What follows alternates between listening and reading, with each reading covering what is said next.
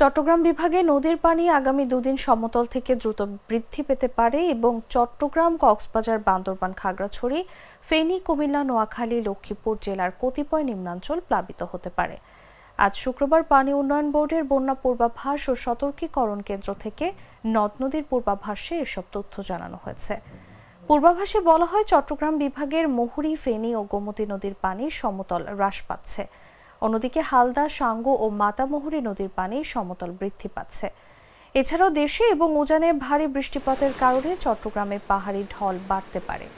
এদিকে আবহাওয়া অফিস জানিয়েছে, আগামী দুদিন চট্টগ্রাম অঞ্চলে ভারী থেকে অতি ভারী বৃষ্টির আশঙ্কা রয়েছে।